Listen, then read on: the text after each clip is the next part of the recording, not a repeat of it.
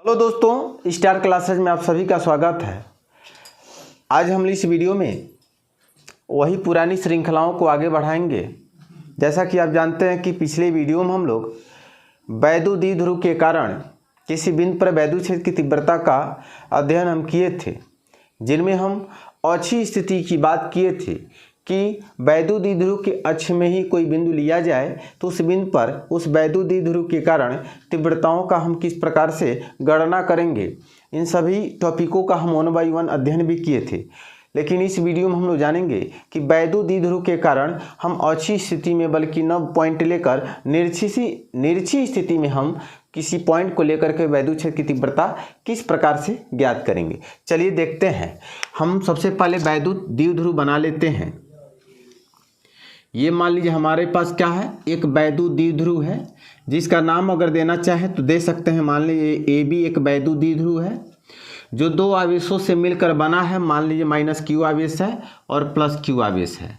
ठीक है, इनके बीच की जो अल्प दूरी है मान लें 2L है। समझ में आ रहा है? इनके बीच की जो अल्प दूरी है 2L है और मान लीजिए इसका मध्य बिंदु O है। ये मध्य बिंदु O है तो इसकी दूरी मान लें क्या होगा, L हो जाएगा यहाँ से, और ये जो दूरी होगी कितनी होगी, ये भी L होगा, क्योंकि टोटल 2L है और यह मध्य बिंदु है तो क्या करेगा, इसको दो बराबर भागों में बांटेगा। अर्थात 2L है तो आधा L होगा और आधा L होगा। तो कैसे लिखना है, माना AB एक वैद्युत द्विध्रुव है, माना AB एक वैद्युत द्विध्रुव है, माना AB एक वैद्युत द्विध्रुव है जो K परावैद्युतांक वाले माध्यम में स्थित है, जो K परावैद्युतांक वाले माध्यम में स्थित है, जो -Q और +Q आवेश से मिलकर बना है।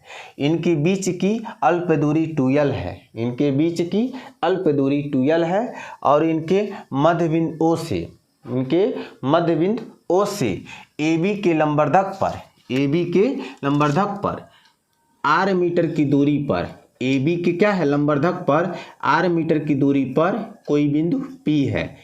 यही कोई बिंदु P है जिस पर हमें क्या करना है, इन आवेशों के कारण वैद्युत क्षेत्र की तीव्रता की गणना करना है। इतनी बात हम कॉपी पे लिखेंगे। सबसे पहले कैसे लिखेंगे,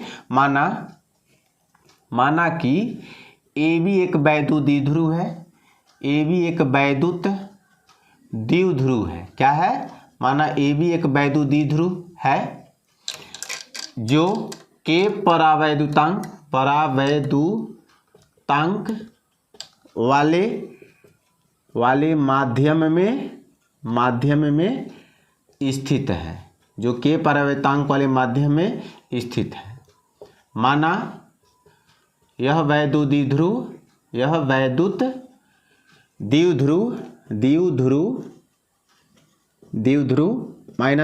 व +Q आवेश से मिलकर बना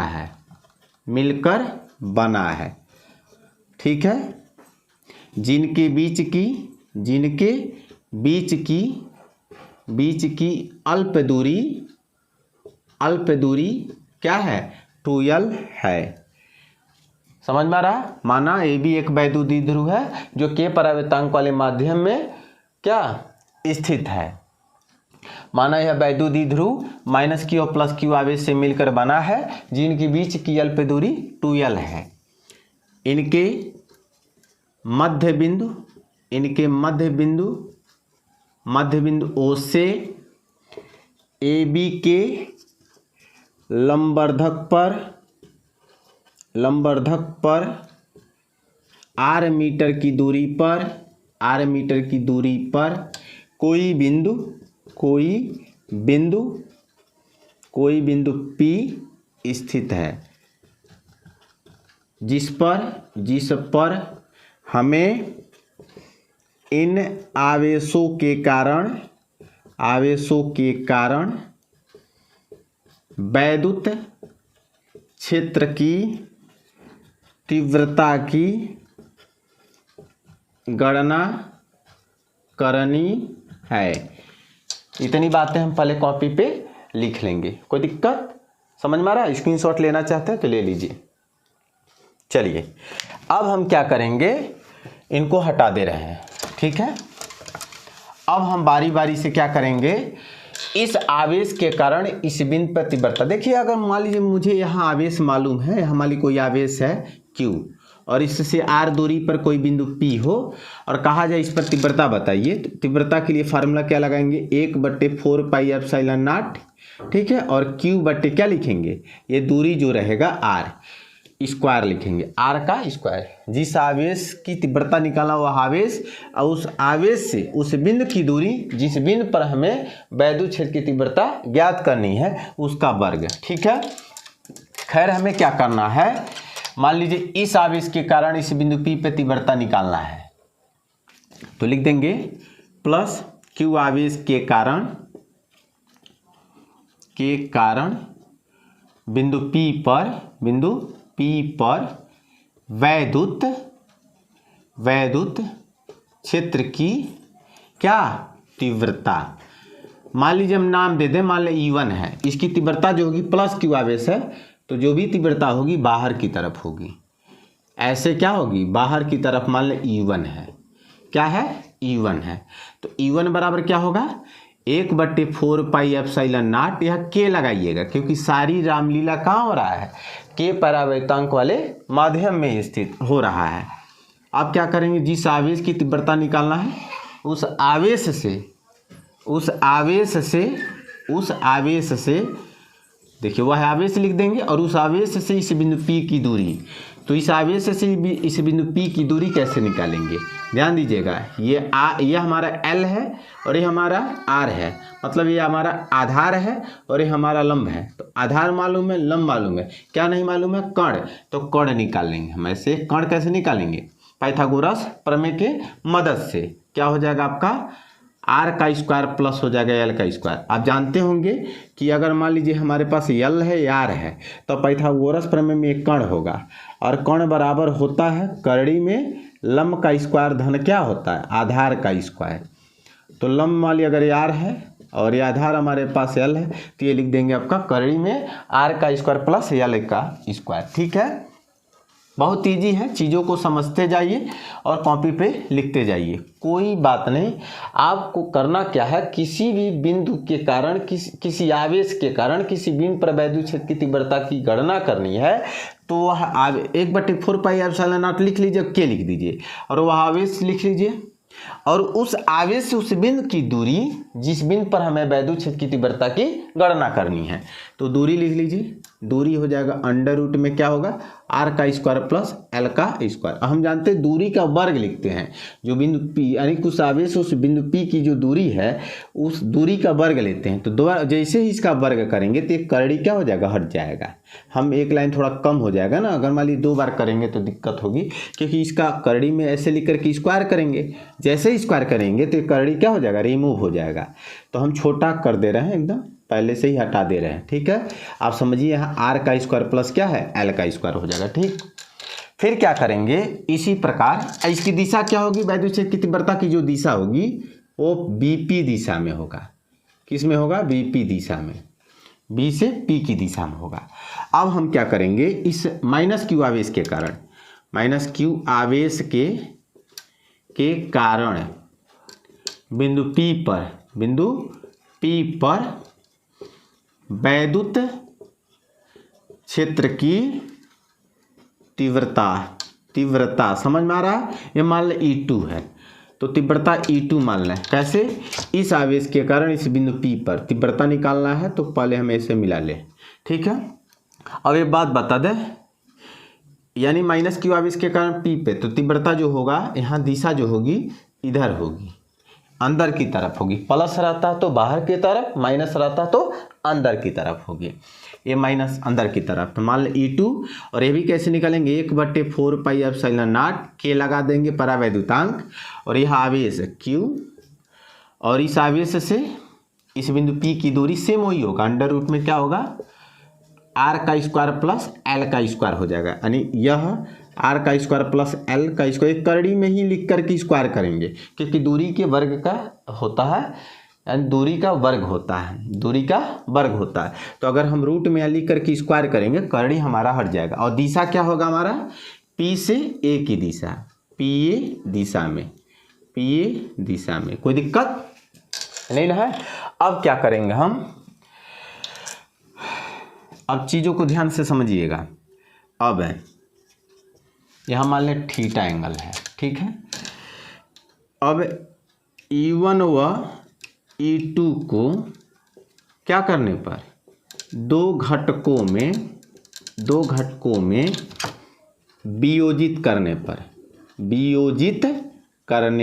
पर इनके, ध्यान दीजिएगा, इस E1 को दो घटकों में वियोजित किया जाए। E1 को दो घटकों में, मान लीजिए हमारे पास एक वेक्टर हो, मान लीजिए वेक्टर E1 है, एक मेरे पास वेक्टर है जिस E1 है। अब इसको दो घटकों में वियोजित करना हो, माने इधर, तो जैसे दो घटकों में वियोजित किया जाता है तो क्षैतिज घटक क्या लिया जाता है, कास के रूप में लिखा जाता है, और ऊर्ध्वाधर घटक यानी कि E1 कास थीटा लिख देंगे। यह हमारे लिए थीटा है, तो समझ में आ रहा है। तो हमारा क्या हो जाएगा, अगर देखा जाए क्षैतिज घटक की बात करें तो कास थीटा के रूप में लिखा जाएगा, जबकि ऊर्ध्वाधर घटक की बात करें तो E1 साइन थीटा के रूप में लिखा जाता है। समझ में आ रहा है आप कैसे लिखा जाता है, तो ये भी समझ लीजिए, यह भी बात समझ लिया कि क्यों लिखा जाता है। मान लीजिए मेरे पास वेक्टर E है और इसको दो घटकों में वियोजित करना है, तो ये मान लीजिए थीटा है, तो ये हमारा क्षैतिज घटक हो गया, ये हमारा क्षैतिज घटक है ना ये, और ये हमारा ऊर्ध्वाधर घटक है। ये जी थोड़ा सा और इधर करके लिखें, ये हमारा ऊर्ध्वाधर घटक है।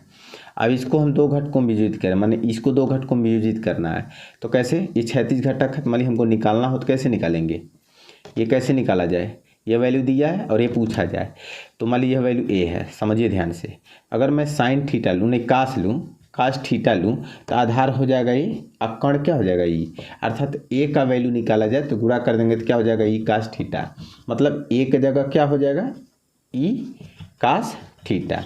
इसी तरह से अगर मान लीजिए हम साइन यहाँ लेते, अगर मैं साइन थीटा लूँ तो लंब, मान लीजिए साइन थीटा जैसे ही लेंगे तो लंब अब ये हो जाएगा बी, मान लें बी है, अब कण हो जाएगा फिर ई, तो बी का वैल्यू क्या हो जाएगा, ई साइन थीटा, अर्थात ये बी है तो यह भी वैल्यू क्या होगा, बी होगा। अब बी का वैल्यू हमने क्या निकाला है, ई साइन थीटा। ध्यान से समझिए कहाँ से लिखा जा रहा है। तो हम किसी एक वेक्टर को जब दो घटकों में वियोजित करते हैं तो क्षैतिज घटक जो लेते हैं वो कास के टर्म में लिखा जाता है, और ऊर्ध्वाधर घटक की बात करें तो साइन के टर्म में लिखा जाएगा। समझ में आ रहा है। तो हम क्या करेंगे, E1 और E1 को भी दो घटकों में वियोजित करेंगे और E2 को भी दो घटकों में वियोजित करेंगे। चलिए E1 को दो घटकों में वियोजित किया जाए, इसका जो मान लीजिए ये ऊर्ध्वाधर घटक है, ऊर्ध्वाधर घटक हमारा क्या हो जाएगा, E1 साइन थीटा हो जाएगा, और इसका क्षैतिज जो घटक होगा, जो क्षैतिज घटक होगा वो क्या हो जाएगा आपका, E1 कास थीटा हो जाएगा। ठीक है, इसी प्रकार से इस E2 को भी दो घटकों में वियोजित किया जाए तो इसका जो ऊर्ध्वाधर घटक होगा वह E2 क्या होगा, साइन थीटा हो जाएगा। ठीक, ये हमारे लिए थीटा है, क्योंकि ये थीटा तो थीटा होगा। समझ में आ रहा ना। अब कैसे होगा, तो एक समांतर रेखा, दो समांतर रेखाओं को जब एक तिर्यकछेदी रेखा काटता है तो हम जानते हैं कि ये जो कोण होता है हमेशा इस कोण की क्या हो जाता है, बराबर हो जाता है संगत कोण के हिसाब से। तो ध्यान से देखिए, तो ये ऐसे जा रहा है लाइनिंग, और ये मान लीजिए समांतर है, ये मान लीजिए आगे की तरफ ऐसे गया हो और ये जा रहा है, तो क्या होगा, ये जो कोण होगा इस कोण के क्या होगा, संगत कोण होगा। इसलिए अगर ये थीटा मानेंगे तो भी क्या हो जाएगा, थीटा हो जाएगा। सब कुछ स्टेप बाय स्टेप हम बताते भी चले रहे हैं ताकि आपको कोई दिक्कत ना हो।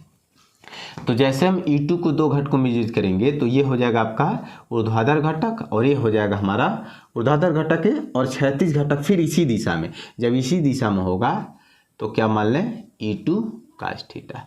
कोई दिक्कत, थोड़ा सा इसको इधर कर लें या थीटा बना ले रहे हैं। समझ में आ रहा ना। तो क्या लिखेंगे हम, E1 E2 को दो घटकों में वियोजित करने पर इनके ऊर्ध्वाधर, देखिए E1 का ऊर्ध्वाधर घटक E1 साइन थीटा है और E2 का ऊर्ध्वाधर घटक E2 साइन थीटा है। दोनों E1 E2 का मान बराबर है और ये दिशा दोनों एक दूसरे के विपरीत है। इस वजह से क्या हो जाएंगे, ये दोनों एक दूसरे को नष्ट कर देंगे। लिख देंगे, अब E1 E2 को दो घटकों में वियोजित करने पर इनके ऊर्ध्वाधर घटक E1 साइन थीटा तथा E2 साइन थीटा एक दूसरे को नष्ट कर देंगे, नष्ट कर देंगे, क्योंकि E1 बराबर E2 तथा ये क्या है, तथा ये एक दूसरे के विपरीत दिशा में है, विपरीत दिशा में है। जब दोनों क्या है, E1 और E2 का मान बराबर भी है और दोनों एक दूसरे के विपरीत दिशा में है, अतः क्या हो जाएंगे, एक दूसरे को नष्ट कर देंगे। समझ में आ रहा है। चलिए अब इनको हम हटा लेते हैं, इस चीज़ को हम हटा देते हैं। अब क्या लिखेंगे, तथा इनके क्षैतिज घटक कौन है, E1 cos थीटा तथा क्या E2 cos थीटा एक ही दिशा में होने के कारण क्या हो जाएंगे, जुड़ जाएंगे। क्या हो जाएंगे, जुड़ जाएंगे। कोई दिक्कत, समझ में आ रहा है ना। अतः बिंदु P पर वैद्युत क्षेत्र की परिणामी तीव्रता, जो तीव्रता होगा वो E बराबर क्या हो जाएगा आपका, E1 cos theta plus E2 cos theta, यानी यह हमारा E का वैल्यू हो जाएगा। ठीक है, अब क्या करेंगे, चलिए फिर इसको मिटाते हैं। क्या करें भाई, छोटा है, थोड़ी बोर्ड छोटी पड़ गई है। अब क्या करेंगे, यही वैल्यू यहाँ से ये वाला स्टेप उठाएंगे हम। तो E बराबर E1 का वैल्यू यहाँ से रखा जाए तो 1/4 पाई एप्सिलॉन नॉट के और Q और अंडर रूट में नहीं बल्कि R का स्क्वायर प्लस L का स्क्वायर। पहले था अंडर रूट में, अब है नहीं। ठीक है, क्योंकि हम दूरी का स्क्वायर भी करते इसलिए करड़ी हमारा हट जाएगा और यहाँ हो जाएगा cos थीटा फिर प्लस E2 का वैल्यू यहाँ से 1/4 पाई एप्सिलॉन नॉट के और Q/R का स्क्वायर प्लस L का स्क्वायर, फिर बगल में cos थीटा, सेम वही चीज़ है। अब इसका काम खत्म हो गया। ठीक है, अब E बराबर क्या लिखेंगे, अब ध्यान से देखिए दोनों वैल्यू सेम है, यह भी वैल्यू और यह भी वैल्यू सेम है। जब सेम है तो हम क्या करेंगे, 1/4 पाई एप्सिलॉन नॉट के Q और Q दोनों में है 2Q लिख दीजिए, यानी जोड़ देंगे तो R का स्क्वायर प्लस L का स्क्वायर। ठीक है, अब बगल में क्या होगा हमारा cos थीटा होगा। कोई दिक्कत नहीं ना है। अब क्या करेंगे, फिर ये सारा चीज़ हम हटा दे रहे हैं क्योंकि अब इनका कोई काम नहीं है। चलिए इनको हम हटा लेते हैं। अब करना क्या है, E बराबर 1/4 पाई एप्सिलॉन नॉट के, जो यहाँ लिखा है वही लिख देते हैं। 2Q लिखा है ये भी लिख देते हैं, R का स्क्वायर है R का स्क्वायर लिख दे, L स्क्वायर है तो L का स्क्वायर लिख, बगल में cos थीटा है, cos थीटा मतलब इसकी बात हो रहा है, थीटा है तो ये वाला पोर्शन क्या होगा, लंब होगा और ये वाला पोर्शन क्या हो जाएगा, आधार होगा। और सबसे बड़ी भुजा कर्ण होती है, तो देखा जाए तो ये लंब हो जाएगा, ये आधार और एक कर्ण, मतलब आधार है यह वाला पोर्शन, बस इतना ही।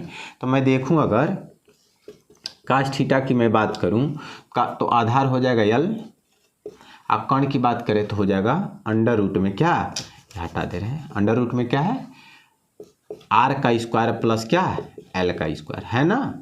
चलिए तो यहीं लिख देंगे, इस cos थीटा की जगह यही वैल्यू लिखा जाएगा, L/अंडर रूट में R का स्क्वायर प्लस L का स्क्वायर, यहाँ चुपकी लिख दीजिएगा। कहाँ से, तो cos थीटा का वैल्यू आधार बटे कर्ण, यही cos के जगह पे हमने लिख दिया क्या, L/करड़ी में R का स्क्वायर प्लस L का स्क्वायर, यहाँ ब्रैकेट में लिख दीजिए। ठीक, अब हम क्या करें, इस चीज़ को हटा लें क्योंकि अब इसका काम नहीं है। अब E बराबर होगा 1/4 पाई एप्सिलॉन नॉट के। अब हम जानते हैं कि ये जो वैल्यू होता P वैद्युत द्विध्रुव आघूर्ण होता है, वैद्युत द्विध्रुव आघूर्ण यहाँ लिखना चाहे तो हम दिखा देंगे, क्योंकि P बराबर होता है 2QL, है ना, 2QL, P लिख दिए। और यहाँ देखिए, ये ध्यान दीजिए एक बात तो याद रखिए, x है और एक करड़ी मान लीजिए x लिखा, तो हम x गुणे x पे 1/2 और यहाँ 1, मतलब एक करड़ी में है, एक करड़ी में है और एक करड़ी में नहीं है। जैसे ही इनको हल करेंगे तो घात का नियम जब लगाएंगे हम, घातांक का नियम, तो आधार समान होने की वजह से बीच में गुणा का चिन्ह हो तो पावर को जोड़ लेंगे, यानी 1 + 1/2, यानी ये हो जाएगा 3/2। तो इनको भी अगर मैं देखूं तो r का स्क्वायर प्लस l का स्क्वायर, यहाँ घात 1 छिपा है, ठीक, गुणे यहाँ देखिए r का स्क्वायर प्लस l का स्क्वायर है। जैसे हम इसको करड़ी रिमूव करेंगे तो हम इसको ऐसे भी लिख सकते हैं, कोई दिक्कत नहीं ना है। आप क्या करते हैं, वही घात का जब नियम लगाएंगे हम, तो क्या होगा 1/4πε0 k p, यहाँ 1 है और ये आधार समान है, आधार समान है तो r का स्क्वायर प्लस l का स्क्वायर लिख देंगे। अब बीच में गुणा होने की वजह से इन दोनों को जोड़ेंगे तो 1 + 1/2, ई बराबर 1/4πε0 k लिख देंगे p, और यहाँ हो जाएगा आपका r का स्क्वायर प्लस l का स्क्वायर पे 3/2। समझ में आ रहा है इतनी बात, कोई दिक्कत नहीं ना है। अब यहाँ एक केस लिखेंगे, लिख देंगे यदि क्या r ग्रेटर l हो, मतलब क्या हो कि यह दूरी जो है, यानी कि जो बिंदु P है बहुत दूर हो, बहुत दूर हो, L की अपेक्षा क्या हो, बहुत दूर हो, तो L क्या होगा, उसकी अपेक्षा R की अपेक्षा बहुत शून्य नजर आएगा, नगण्य हो जाएगा। अतः क्या करेंगे हम, इस L के जगह पे शून्य लिख देंगे। जब जैसे ही L के जगह शून्य रखेंगे तो क्या बचेगा, यह बचेगा E बराबर 1/4πε0 k p, और ये तो शून्य हो जाएगा, बचेगा क्या, R पे स्क्वायर। अब पहले से घात क्या है, 3/2 है, समझ में आ रहा है। अब ये 2 से 2 कट जाएगा तो E बराबर क्या होगा 1/4πε0 k, ऊपर बच जाएगा P और नीचे बच जाएगा R पे Q। समझ में आ रहा है। तो हम जान गए कि वैद्युत द्विध्रुव के कारण किसी बिंदु पर वैद्युत क्षेत्र की तीव्रता हम निरक्षीय स्थिति में कैसे ज्ञात करेंगे। समझ में आ रहा है। अगर आपको यह वीडियो समझ में आया है तो लाइक करें, शेयर करें और सब्सक्राइब करें, और बेल आइकन घंटी को जरूर प्रेस करें, ताकि जब भी हम नया वीडियो डालें तो उसकी नोटिफिकेशन आपको सबसे पहले मिले। तो मिलते हैं एक नए वीडियो के साथ, एक नए टॉपिक के साथ आपके सामने। तब तक के लिए जय हिंद, जय भारत।